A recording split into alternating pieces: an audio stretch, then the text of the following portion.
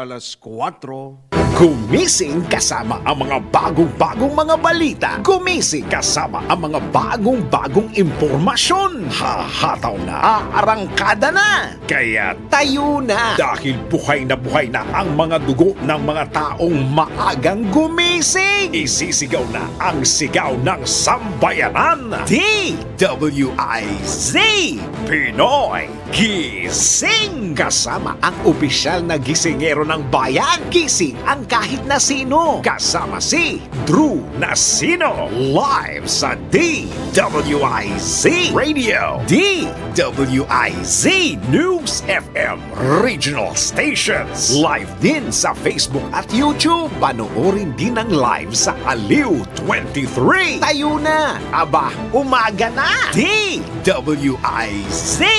Pinoy Gising. Pinoy Gising! So magandang morning Luzon, Visayas, Mindanao, Mega Manila, sa buong bansa at sa buong mundo. Ngayon pong araw na ito ngayon po ay Martes na, Pebrero 27, taong 2024. At ngayon po ay huling Martes sa buwan ng Pebrero, ngayon pong 2024.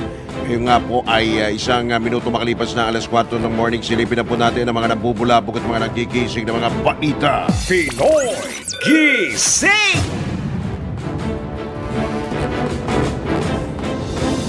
Sa gitna ng epekto ng El Nino phenomenon, mga nagnanakaw ng tubig tutugisin na ng PNP.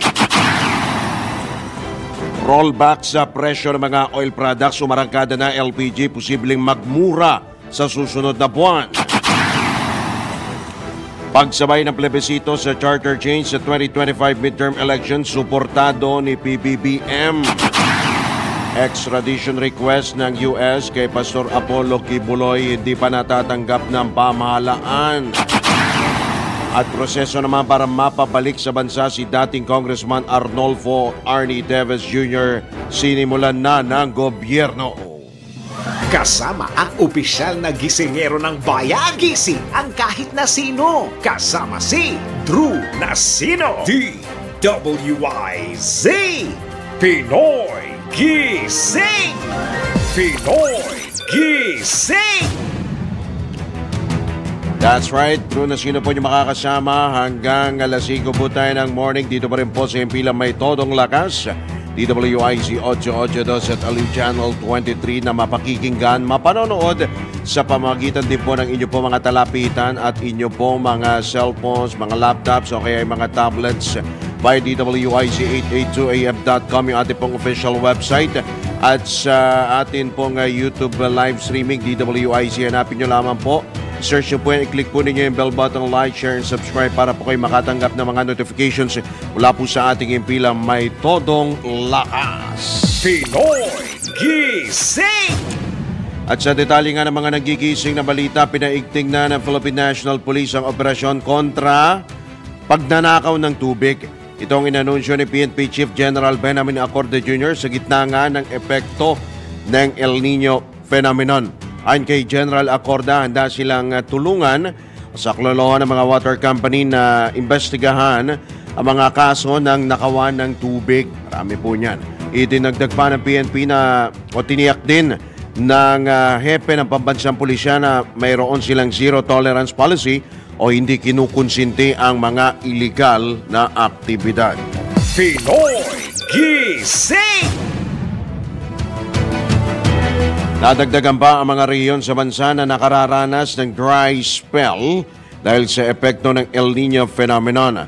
Ayon kay Task Force El Nino spokesperson at PCO Assistant Secretary Joey Villarama, tinamaan na rin ngayon ng dry spell ang Western Visayas, pati Zamboanga Peninsula, Mimaropa at Ilocos regions. Sa ilalim ng dry spell, nakararanas sa mga lugar ng kakulangan o kawalan ng ulan. Dapat din na karamihan sa mga apektado ay mga palayan at maisan at aabot naman sa 357.4 million pesos ang halaga ng mga napinsalang mga pananim. Nabatid na samantala, idineklara na rin na ang state of calamity sa bayan ng Looc at masalay sa Occidental Mindoro. Una nang tiniyak ng task force na tuloy-tuloy ang pagtulong ng national government upang maibsan ang matinding epekto ng El Nino. Idineklara naman ang state of calamity sa sa bayan ng Bulalakaw. Sa Mindoro po ito, kasabay ng pag-apela ng lokal na pamahalaan ng tulong sa national government para sa mga apektadong magsasaka. Dahil sa tindi ng init ay natuyo na ang mga sakahan. Nagkabitak-bitak na ang lupa at namatay na. Mga palay ho nangamatay na. Kumbaga naalanta na ho. Maging yung mga tanim ho ng sibuyas ay apektado na rin. Natuyot na rin po yung kanila pong mga pananim. Nabatid na higit 1 buwan ng tigang ang mga lupang sakahan at natuyo na rin ang mga ilog na pinagkukunan ng patubig sa ilang bayan sa Mindoro. Batay sa tala ng Agricultural Office, nasa 27 million pesos na ang halaga ng pinsala sa mga palayan, 65 million pesos naman sa mga sibuyasan. Matala tinamaan na rin ang El Nino, apektado na rin po ng El Nino ang bayan ng Look sa Lubang Island, dyan din po sa Occidental Mindoro. Pinoy Gising! Plano naman ng Department of Agriculture na magsagawa ng cloud seeding sa Cagayan Valley Region. Ito ay sa gitna ng epekto ng El Nino phenomenon sa nabanggit na rehiyon. Kasunod na rin ito ng ulat na lumiit na ang mga bunga ng mais sa ilang taniman sa Lawag City sa Ilocos Norte. Ang cloud seeding ay pagbubuhos ng asin sa ulap upang umulan o magkaroon ng artipisyal na pag-ulan. Pinoy Gising! Sa iba pa rin paksa ng mga balita, maragkada na ang panibagong rollback sa presyo ng mga produktong petrolyo. Ayon sa mga kumpanya ng langis, 95 centavos ang tapyas presyo sa kada litro ng diesel, habang 70 centavos sa kada litro ng gasolina. Piso at 10 centimos naman ang rollback sa presyo ng kada litro ng kerosene. Unang inilarga ng kumpanyang Caltex at Clean Fuel ang nabanggit na price adjustment kaninang alas 12:01 ng hating gabi at masusundan pa mamayang alas 6 ng umaga ng ilan pang mga oil companies. Ipinalawanag naman ng Department of Energy Oil Industry Management Bureau na ito'y dahil sa mga pangamba sa global demand at inaasang matagal na pagpapatuloy ng mataas o ng interest rate ng Amerika. Namumuro namang magkaroon ng rollback sa presyo ng liquefied petroleum gas o LPG sa Biyernes, Marso 1. Ayon kay Regasco President Arnel T., nasa 50 centimos hanggang piso ang tapyas sa presyo ng kada kilo ng LPG sa susunod na buwan. Actually, susunod na buwan sa Biyernes na po yan. Ipinalawanag naman ni T na ito'y dahil sa pagbaba ng international contract price ng LPG. Pagdating nito, umaasa naman ng mga industry player na bababa pa ang contract price ng nabanggit na produkto. Pinoy Gising! Samantala, muling nilinaw ni Pangulong Ferdinand Marcos Jr. na hindi i-phase out ng pamahalaan ng mga luma o mga traditional na jeep. Ipinalawanag ng Pangulo na hindi pinapalitan ng gobyerno ang traditional jeepney kundi ginagawa lamang itong moderno. Sa pamamagitan anya ng modernisasyon, mas malaki ang kikitain ng mga jeeper dahil mas mababa ang cost per kilometer ng mga makabago o mga e-jeepneys. Maliban dito, mababawasan din ang polusyon sa hangin bilang ambag na rin ng pamahalaan sa mga hakbang kontra climate change. Higit pa sa pagbabago at modernisasyon ng mga pampublikong sasakyan, inihayag pa ni PBBM na kailangan na ring iwanan ng bagong Pilipino ang mga lumang pag-uugali sa kalsada na dapat anya ay moderno na rin. Kagaya nga po, ang dapat kong iwanan ay ang pagiging balas-hubas at balahura sa pagmamaneho ng mga mamang jober. Pinoy Gising! 40% nang tapos ang Metro Manila Subway. Ito ang kinumpirma ni Transportation Secretary Jaime Bautista at inaasang makukumpleto naman ang proyekto sa taong 2029. At ayon kay Secretary Bautista, kanilang pinag-aaralan kung mabubuksan ang unang segment o bahagi nito ng mas maaga.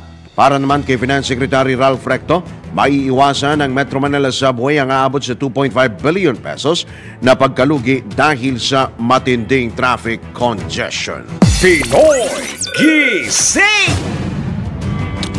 Sa iba pa rin tampok na balita, nais ni Pangulong Ferdinand Marcos Jr. na isabay sa 2025 midterm elections ang plebisito para sa charter change. Ito ang inanunsyo ni Senate President Juan Miguel Zubiri at kanyang kinumpirma na kanyang kinumpirma na nais ni Pangulong Marcos na pag-aralan ito nga pong charter change at kanya pong kitalampag si Senador Sani Angara na pag-aralan nga ang chairman pag-aralan ito nga pong posibilidad upang makumbinsi ang Commission on Elections na idagdag sa balota ang katanungan kaugnay sa Chachas dahil si Senator Sani Angara po ang chairman ng Subcommittee on Constitutional Amendments.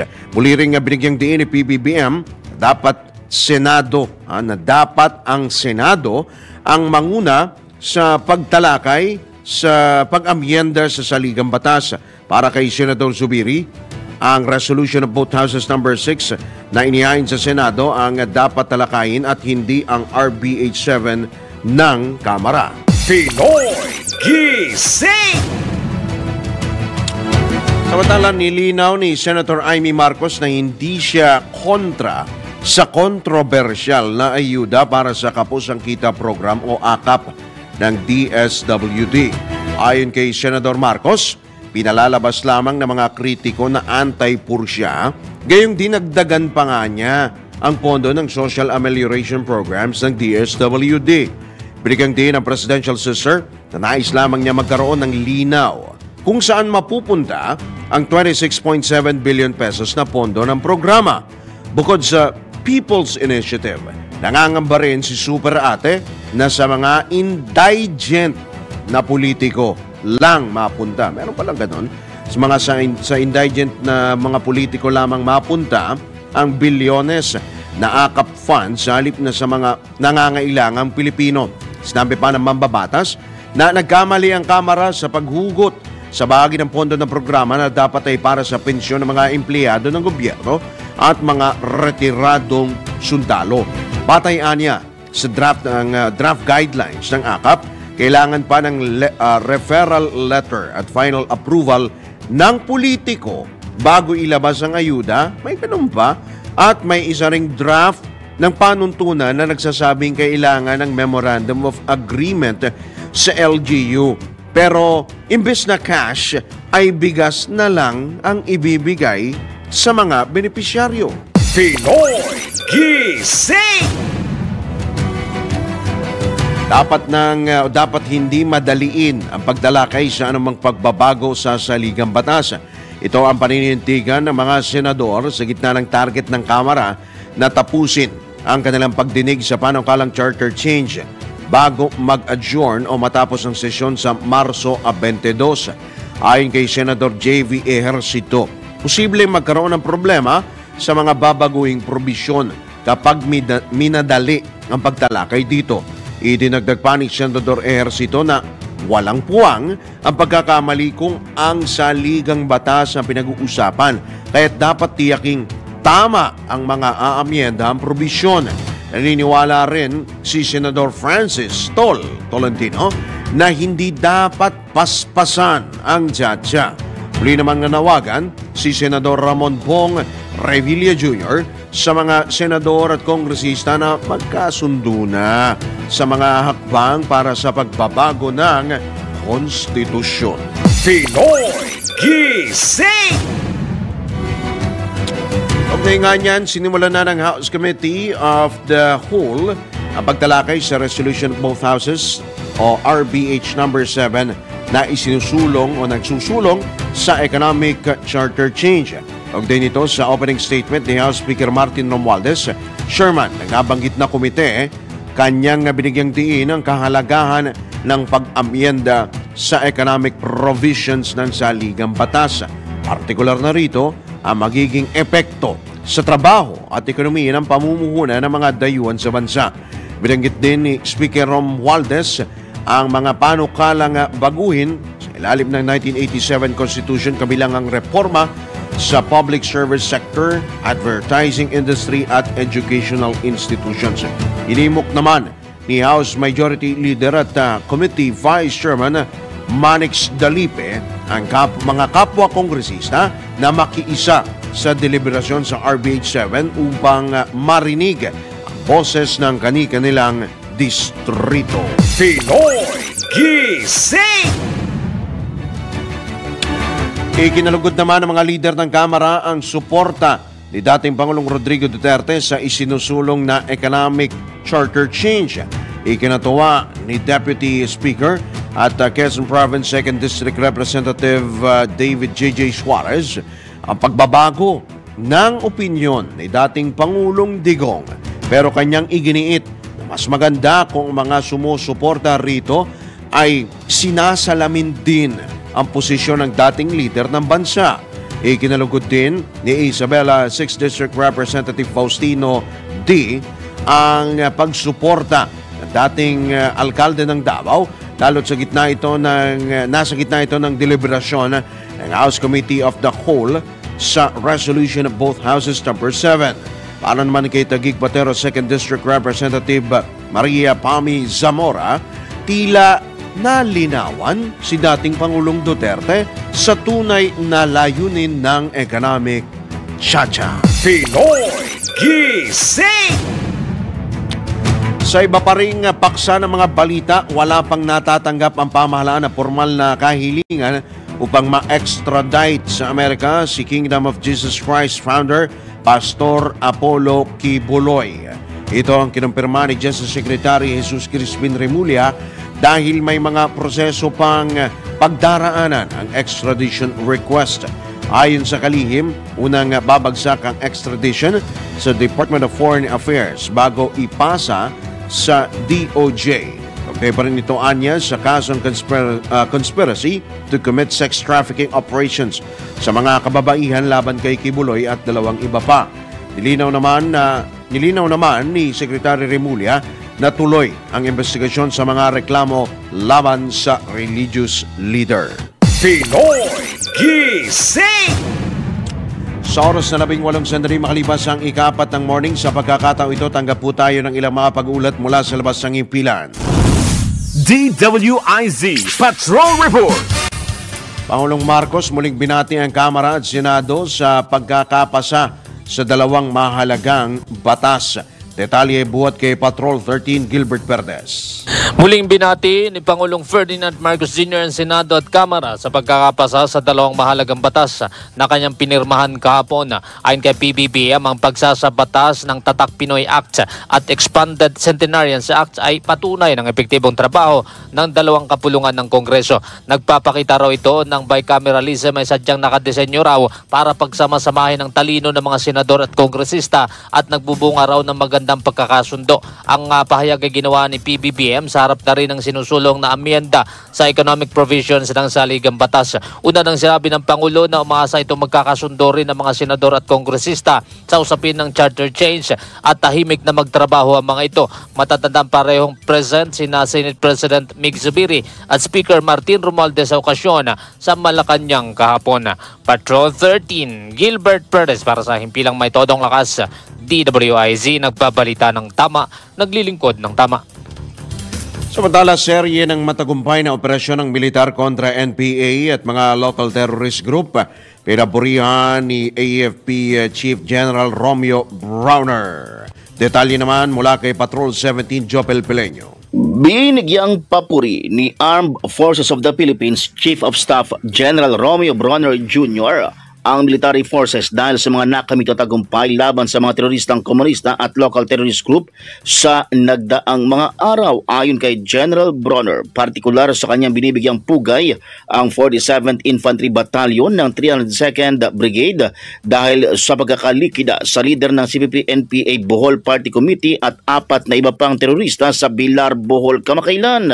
Kabilang din dito ang 44th Infantry Battalion na nakapatay sa 18 miyembro ng Dawla Islamia, kabilang ang umano'y mastermind sa Mindanao State University bombing sa Marawi City noong December 2023. Binigyang papuri din ng AFP chief ang tagumpay na operasyon sa kanilang area of responsibility ng 49th, 29th, 30th at 79th Infantry Battalion at 502nd Infantry Brigade. Payag ng AFP, unang araw pa lamang ng 2024 hanggang Pebrero 15, aabot na sa 223 Communist Terrorist Group o CTG members at 18 local terrorist group members ang nanutralisa ng militar at daan-daang armas ang kanilang nasamsam. Ito si Patrol 17 Chapel Pelenyo para sa Impilang May Tatong Lakas, DWIZ, nagbabalita ng tama, naglilingkod ng tama. Sa iba pa ring balita, economic chacha, umani ng suporta mula sa ilang economic managers. Alamin natin kung sino-sino yung mga yan. Mula kay Patrol 11, Dina Nolasco. Nagpahayag ng kanilang suporta sa isinagawang pag-convene ng House Committee of the Whole ang mga economic managers ni Pangulong Bongbong Marcos Jr. kaugnay sa inihaing resolution ng both houses number 7 o RBH 7 sa isinusulong na pag-amyenda sa restrictive economic provision ng 1987 Constitution. Ayon kay National Economic and Development Authority o NEDA Secretary Arsenio Balisacan, kinikilala ng NEDA ang kahalagahan ng pag-update sa economic provision ng saligang batas upang makaakit ang Pilipinas ng mas maraming foreign direct investment o FDI. Anya, kung ikukumpara kasi sa ibang mga kalapit na bansa ng Pilipinas, makikitang mas maliit ang pagpasok ng FDI sa bansa na makatutulong sa pagbibigay ng oportunidad, pag-unlad at sa paglago ng ekonomiya ng Pilipinas. Bunso dito iminamungkahi ng opisyal na alisin ang mga paghihigpit sa mga kritikal na sektor tulad ng public utilities, edukasyon, mass media at advertising upang maisakatuparan ang kanilang hindi pa nagagamit na potensyal at makapag-ambag sila sa pag-unlad ng ekonomiya ng bansa. Naniniwala ang kalihim na ang pagbubukas ng public utilities sa dayuhang pamumuhunan ay magpapabuti sa kalidad at pagiging abot kaya ng mga serbisyo tulad ng distribusyon ng enerhiya, tubig at mag-aalok ng mga mapagpipilian upang matugunan ang mga puwang sa pagpupondo sa sektor ng infrastruktura. Gayunman, panawagan ni Balisacan sa Kongreso na tugunan ng iba pang mga isyu na humahadlang sa pamumuhunan, maging dayuhan o domestic man. Gaya na lamang anya ng hindi sapat na infrastruktura ng koneksyon, mabagal na proseso ng burokrasya, hindi consistent na lokal at pambansang mga regulasyon, learning poverty at malnutrisyon. Ito si Patrol 11, Tina Nolasco para sa Impilang May Todong Lakas, DWIZ, nagbabalita ng tama, naglilingkod ng tama. Samantala, higit 5,000 sundalo lalahok sa Combined Arms Training Exercise o CATEX ng Philippine Army. Nagbabalik si Patrol 13, Gilbert Verdes. Mas pinalalakas ngayon ng Philippine Army ang kanilang kakayahan kasama mga pasilidad at infrastruktura bilang bahagi ng modernization program ng pamahalaan. Sa bagong Pilipinas ngayon, sinabi ni Colonel Louis Dimala, tagapagsalita ng Army Public Affairs Office, na layunin nitong gawing world-class ang training curriculums at pasilidad upang makapantay sa mga international na hukbong sandatahan. Bahagi daw ng programa ang paglulunsad ng CATEX o yung Combined Armed Training Exercises ng Army para makita raw kung ano mga butas sa kakayahan ng ating hukbong sandatahan at mapaghusay ito ng mas epektibo. Ayon kay Dimala, higit 5,000 personnel ang kasama sa nasabing pagsasanay. Kasama rin sa programa ang pagpapatayo ng mga permanenteng infrastruktura na gagamitin naman sa mga susunod pang pagsasanay ng mga sundalo. Dagdag pa ng opisyal, ang nasabing training ay gaganapin sa Fort Magsaysay sa Nueva Ecija sa March 22 at magtatapos naman ito sa Capas, Tarlac. Patrol 13, Gilbert Verdes para sa Himpilang May Todong Lakas, DWIZ, nagbabalita ng tama, naglilingkod ng tama. Speaking of militar, hepe naman ng Philippine Navy, binisita at ininspeksyon ang ilang installation ng tropa sa Palawan at Kalayaan Islands. Isa pang report si Patrol 17, Jopel Peleño sa detalye. Nagsagawa ng pag-iinspeksyon si Philippine Navy Flag Officer in Command Vice Admiral Toribio Adasi Jr. sa mga instalasyon ng Philippine Navy sa lalawigan ng Palawan at Kalayaan Group of Islands na napakahalaga para sa maritime security ng bansa. Kasabay ito ng nilunsad na 2 araw na First Quarter Command Conference sa Naval Forces West sa Puerto Princesa City, Palawan itong nakaraang linggo. Layon ng aktibidad na ma-assess ang ginagampanang tungkulin ng Philippine Navy sa External Defense Operations ng AFP at Comprehensive Archipelagic Defense Concept o CADC. Ilan lamang sa mga installations na ininspeksyon ni Vice Admiral Adasi ang Naval Station Carlito Cunanan, Naval Detachment Oyster Bay at 3rd Marine Brigade Headquarters. Nagtungo din ang opisyal kasama ang mga high-ranking officials ng Philippine Navy at multi-sectoral stakeholders sa Pag-asa Island at iba pang naval detachment sa Kalayaan Group of Island upang magbigay ng supplies, kumustahin ang kalagayan ng mga sundalo at alamin ang mga ongoing project ng Philippine Navy doon. Ito si Patrol 17, Jopel Peleño para sa Impilang May Todong Lakas, DWIZ. Nagbabalita ng tama, naglilingkod ng tama. Kapag may bagong balita, naka-on air, agad-agad, DWIZ Patrol Report. Unang bugsupoy ng mga balita mula sa labas ng impilan, magbabalik po ang Pinoy Gising. Makalipas lamang ang ilang mga palala oras, 27 sandali makalipas ang ika-4 ng morning. Pinoy Gising! Alright, nagbabalik po ang Pinoy Gising para sa ikalawang sigwada ng mga balita ngayong araw po na ito ng Martes, huling Martes na po sa buwan ng Pebrero 27 ng 2024 sa pagpapatuloy pa rin po ng ilang pa mga balita. Pinoy Gising! Arestado ang isang Filipino college teacher sa Raleigh Durham International Airport sa North Carolina sa Amerika po ito matapos masangkot sa child pornography.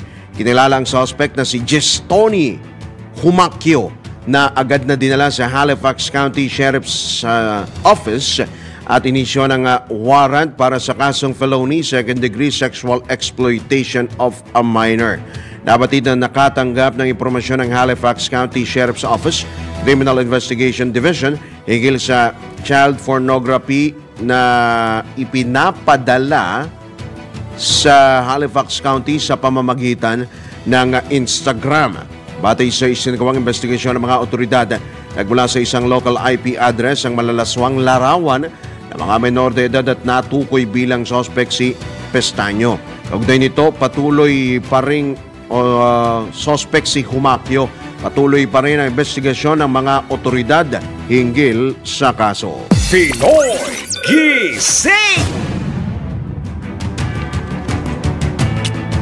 Sa iba pa ring balita, sinimulan na ng pamahalaan ng proseso upang maibalik o mapabalik sa bansa si dating Negros Oriental Representative Arnolfo Arnie Teves Jr. Ito ang binigyang diin at kinumpirma ni Justice Secretary Jesus Crispin Remulla kasunod na rin ang pagpapawalang bisa ng korte sa pasaporte ni Teves. Ayon sa kalihim, nakikipag-ugnay na sila sa gobyerno ng Timor-Leste matapos mapaulat na nasa nabanggit na bansa ang sinibak na mambabatas. Si Teves ay naharap sa kasong multiple murder, frustrated murder at attempted murder para sa pagpatay kay dating Negros Oriental Governor Roel Degamo at siyam na iba pa. Tumanggi naman ang kalihim na magbigay ng timeline kung kailan mapapabalik sa bansa, mapapabalik ng Pilipinas ang sinibak na mambabatas. Pinoy Gising! Sa pagkakataon ito, tanggap po tayo ng pag-uulat mula sa probinsya. Ronda Probinsya! Militar at rebeldeng grupo muling nagkaengkwentro sa Camarines Sur. Detalye mula kay Melvin Machado sa Bicollandia.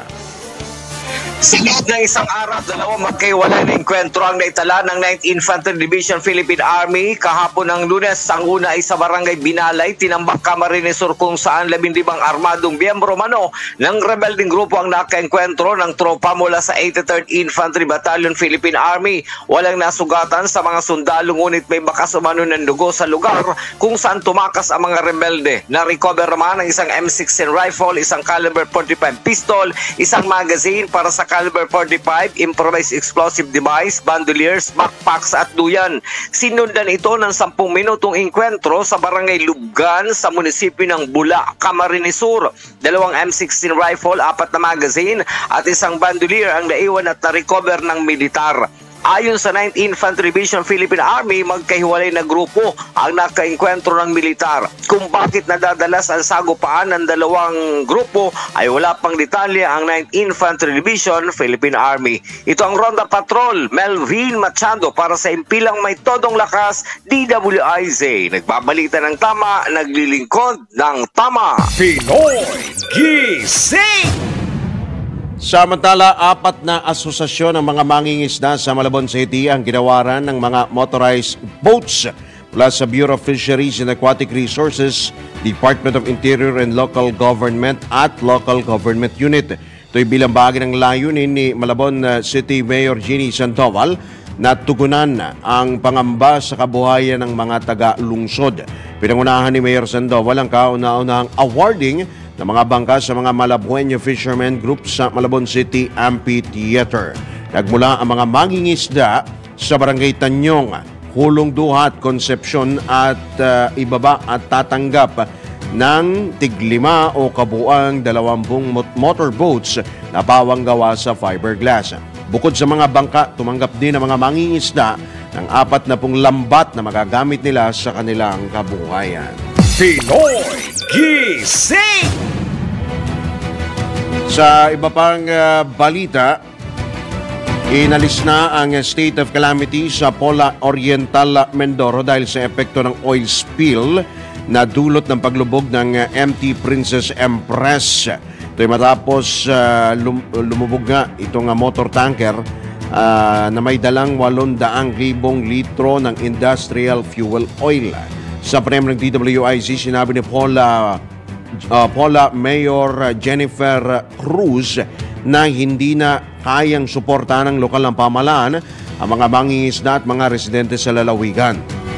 Relief namin ang state of calamity sa aming bayan kasi kami po yung hardly hit ng oil spill. Pero kanina lang po kami nag-lift na kasi talagang malaki na po yung problema namin, di nakakayanin ang aming munisipyo. Kung patuloy po kami magbibigay ng ayuda sa ating mga fisher folk.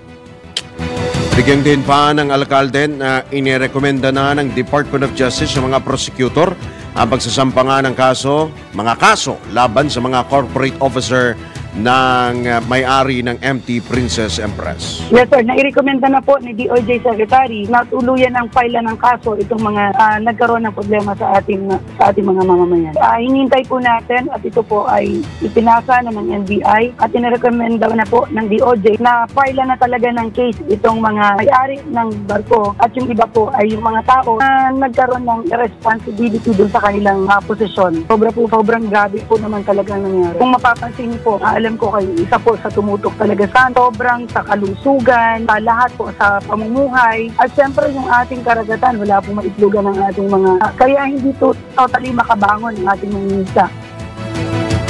Yan po ang tinig ni Pola Oriental Mindoro Mayor Jennifer Cruz sa panayam ng DWIZ. Pinoy Gising! Tanggap pa tayo ng isa pang pangulat mula pa rin sa probinsya. Ihatid naman yan mula Ilocan dyan ni Manong Ronald Idol Cabzat Domingo. Ang kapulisan ng Cagayan ay patuloy na nagsasagawa ng mga operasyon para mapanatili ang kapayapaan sa nasabing lugar. Sa katunayan, 9 na individual ang naaresto dahil sa paglabag sa PD 1602 na binago ng Republic Act 9287 o ang tinatawag na illegal na pagsusugal. Ayon sa ulat ng kapulisan sa Peña Blanca, nahuli nila sa akto ang mga 3 suspek na pare-parehong residente ng nasabing lugar na kasalukuyang naglalaro ng baraha, yung tinatawag na pusoy. Samantala, sa kaparehong araw, nakatanggap ng tawag ang Ballesteros Police Station mula sa isang concerned citizen na nagpapaalam din na may nagaganap na operasyon ng illegal na sugal sa barangay Cabaritan West, na agad naman beneripika ng mga kapulisan at nahuli sa mga aktong naglalaro ng illegal na baraha, yung tinatawag na tungit. Panghuli, 3 suspect rin ang nahuli ng PNP Claveria Police Station na mga pawang residente ng kanilang nasasakupan nang maaktuhan silang naglalaro ng illegal na pool games o kilala bilang poker na may tayang pera. Ang mga narestong suspect at mga nakonpiskang ebidensya ay dinala sa kinaukulang himpilan ng pulisya para sa wastong disposisyon. Sila ngayon ay naharap sa kasong may paglabag sa PD 16 Uto o illegal na pagsusugal. Muli namang ipinaalala ni Provincial Director Police Colonel Julio S. Gorspe Jr. sa mga mamamayan na huwag gawing libangan ang pagsugal dahil may karapatang parusa ang sinumang mahuling lumabag dito. Nagpapasalamat rin ang Provincial Director sa mga mamamayang tumutulong para masugpo ang illegal na pagsusugal sa buong probinsya. Ito ang Ronda Patrol, Ronald Idol Domingo, nag-uulat pasimpilang may tudong lakas, DWIC, nagbabalita ng tama, naglilingkod ng tama. Pinoy Gising! Samantala, naging matagumpay ang misyon ng Bureau of Fisheries and Aquatic Resources sa BRP Sanday sa Bajo de Masinloc. Ayon kay BFAR spokesperson Nazario Briguera, makit na sa mahigit 44,000 litro ng diesel ang naipamahagi ng pamahalaan sa 40 mangingisda o 40 bangka dyan po sa lugar. Abot naman sa 270 liters ng maiinom na tubig at 20 galon ng malinis din na tubig ang naipamahagi. Idinagdag pa ng BFAR official na malaki ang papel ng Bajo de Masinloc sa marine ecosystem na bansa upang mapanatili ang integridad ng karagatan ng Pilipinas. Pinoy Gising! Sa pampagulat mula pa rin sa probinsya, alamin po natin ang ihatid na balita ni Arman Cambe mula dyan sa Calabarzon. 13 Special Health Center ang ipatatayo ni Malasakit Senator Christopher Bongo sa munisipalidad sa Laguna. Ito ang inihag ng butihing senador kahapon na maging special guest sa ginanap na ikasandang anibersaryo pagkakatatag ng Laguna Medical Center. Ang mga nasabing Special Health Center ayon kay Senator Go ay maihahalin tulad sa isang mini hospital na nagtataglay ng mga medical equipment tulad ng X-ray, ECG machine, 2D echo, dialysis machine, ultrasound, ENT clinic, medical technology laboratory at higit sa lahat, 24/7 itong may mga doktor, nurses at midwives para sa mga pasyenteng nangangailangan ng serbisyo medikal. Ang mga naturang munisipalidad na bibigyan ng nasabing Special Health Center ay magmula sa ikatlo, ikapat at ikalawang distrito ng Laguna. Sa kanya mensahe, sinabi ni Senator Go na patuloy ang gagawin niyang pagpapatayo ng mga Special Health Center sa buong bansa. Sinabi naman ni Dr. Rene Bagamasbad, Laguna Medical Center Director, na napakalaking tulong sa mga mahirap na Lagunenyo ang itatayong proyekto ng nasabing Senator Go. Arman kami mula Calabarzon, nagulat para simpila may todong lakas. DWIC, nagbabalita ng tama, naglilingkod ng tama. Pinoy Gising! Muli pa magbabalik ang Pinoy Gising makalipas lamang ang ilang mga paalala oras, 15 minuto bago sumapit ang ganap na alas 5. Pinoy Gising! Sa pagpapatuloy pa rin ang ilang pang mga balita po ngayong araw na ito ng Martes, handa si Senate Committee on Labor Chairman Jingo Estrada na i-adapt ang House version ng wage hike para sa mga manggagawa sa pribadong sektor. Ayon kay Senador Estrada, welcome sa Senado kung mas mataas sa 100 piso ang dagdag sa daily minimum wage ang aaprubahan sa mababang kapulungan. Idinagdag pa ng senador na natutuwa siya dahil aaksyonan na ng mga kongresista ang panukalang dagdag sahod. Abatid na sinabi ni House Majority Leader Manix Dalipe na ikinukonsidera nila ang mas mataas na daily minimum wage increase para sa mga manggagawa sa private sector, kabilang na ang panukalang 150 hanggang 350 pesos na dagdag sa arawang sahod. Iginit pa ni Congressman Dalipe na nagkaroon sila ng consensus na hindi sapat ang inaproba ng Senado na 100 peso legislated wage hike bill para matugunan ng mga manggagawa ang kanilang pangangailangan o pang-araw-araw na gastusin. Pinoy Gising! Tiniyak naman ni Rizal Representative Fidel Nograles, Chairman ng House Committee on Labor and Employment, na hindi mamadaliin ng Kamara ang pagtalakay sa mga panukalang batas kaugnay sa aumento sa sahod. Nilinaw din ni Congressman Nograles na hindi na pressure ang mababang kapulungan sa panukalang 100 peso legislated wage hike na inaprubahan ng Senado sa ikatlutuling pagbasa.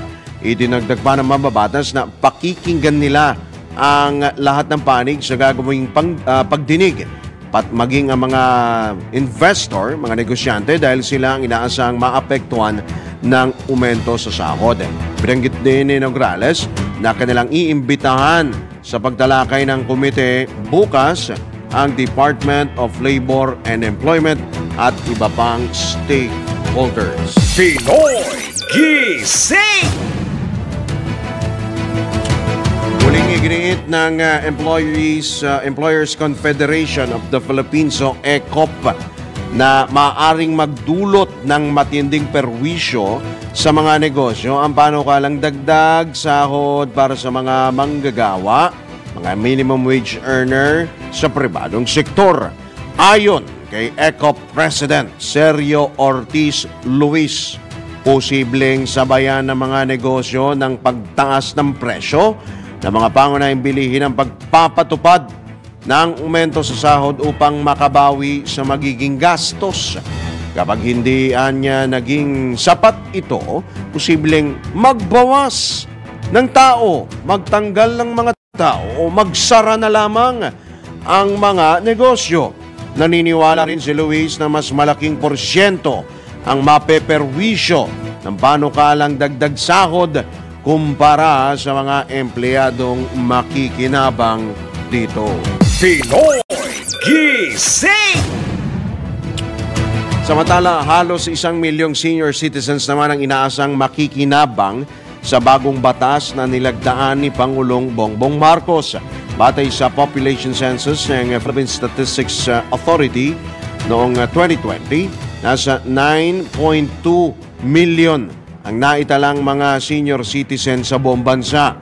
Sa nasabing bilang, halos sa 1 milyon ang edad 80 hanggang 90 sa ilalim ng RA 11982 o Granting Benefits to Filipino Octogenarians and Nonagenarians. Makatatanggap ang mga senior ng 10,000 pisong cash. Ang mga senior citizen naman naaabot sa edad 80, 85, 90 at 95.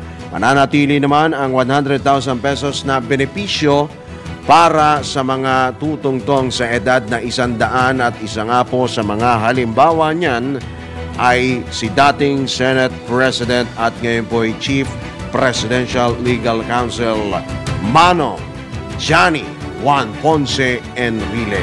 Pinoy Gising!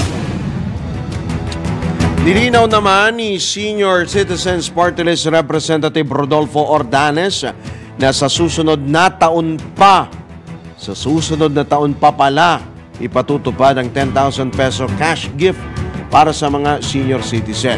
Ayon sa mambabatas, nakiusap sila sa Department of Social Welfare and Development na maaring napondohan muna ngayong taon ang tinatawag na program budget. Wala pa palang pondo. Samantala, pinag-aaralan pa niya kung tuluyan ng ibabasura ang booklet ng mga senior citizens. Ipinaliwanag ni Congressman Ordanes na limitado lamang sa 1,300 pesos kada linggo ang diskwento ng mga senior citizen at kung walang booklet ay posibleng maabuso at araw-arawin mamihasa ang pamimili ng mga lolo at lola. Pinoy Gising! Sa iba pang balita, humingi ng paglilinaw sa Commission on Elections ang election watchdog na Democracy Watch Philippines matapos i-award ng COMELEC sa South Korean firm na Miro Systems ang 18.8 billion peso fast-track project para sa 2025 automated elections. Ayon sa election watchdog, nais nilang mabatid mula sa poll body kung nagamit na noon ng Miro ang prototype nito ang gagamiting prototype sa 2025 midterm polls. Kaugnay nito na nawagan din ang grupo ng transparency mula sa komisyon. Matapos i-award ang proyekto sa Miro, sasailalim naman ito sa contract negotiation sa COMELEC. Pinoy Gising! Alright mga katodos, wala na po tayong oras. Tayo po ay sumasapit na sa ating pagpapaalam ngayong araw po na ito ng Martes. Pero bago tayo bumitaw ay pasadahan po muna natin ang isa pong patama quote for the day. Kahit anong kayod mo, kung may niloloko kang tao, hindi ka aasenso. Yan po ang patama quote for the day sa makatuwid. Kung ikaw ay may niloloko, hindi ka uunlad. Kung ikaw ay may tinatap at may pumapalakpak dyan. Kung may tinatapakan kang tao, hindi ka hindi ka uunlad. Parang yung mga scammer. Yung mga scammer na nagpapakita na nagpapamudmod ng sangkatutak na pera sa social media, ngayon ay nagtatago na. Nasaan na kaya sila? Sino ba sila? Alright, yan po ang ating pong patama quote for the day. Pasalamatan ho muna natin yung ating mga nakasama sa News Center at sa Aliuta 23 at sa DWIC. Good morning din po mga suki ho natin, Susan Jeronimo. Baka maraming magsasara kung ganyang kataas ang ipapasa nila. Oo, 350 pesos po sa kamera. Ang pinapanukala po sa kamera, 150 hanggang 350 pesos po ang wage hike po na kanila pong isinusulong. Kung isusuma mo yon, kung 350 for 20 days, yun po ay mahigit 7,000 o 8,400 pala yan sa isang buwan. 8,400 po ang idadagdag. Malaki-laki ho yun, kayo ba? Tila suntok sa buwan ba itong pangako na itong isinusulong ho ng mga kongresista? Batid naman ho natin na ngayon po ay mag-e-eleksyon. At alam naman po natin na kapag mag-e-eleksyon, sangkatutak po ang mga OPM. Opo, ano ho ba ang OPM? Oh, promise me. Alright, sige, maraming salamat po. Mga suki ho natin, mga taga-subay. Si Ate Virginia Noval, good morning din kay Jaylon, Mike Montero, marami pong salamat sa inyo pong pagtutok. Si Trista Gulay, Jaime Balneg, Deyoshi Hasegawa, si Albert Hernandez, marami pong salamat sa inyo pong pagtutok. Muli po, ito po yung lingkod, Ron Asino, nagbabalita ng tama, naglilingkod ng tama. Susunod na po ang Arangkada Balita, kasama sina Miss Judith Estrada Larino at Mayan Day Palma. Gumising kasama ang mga bagong-bagong mga balita. Gumising kasama ang mga bagong-bagong impormasyon. Hahataw na, aarangkada na. Kaya tayo na. Dahil buhay na ang mga dugo ng mga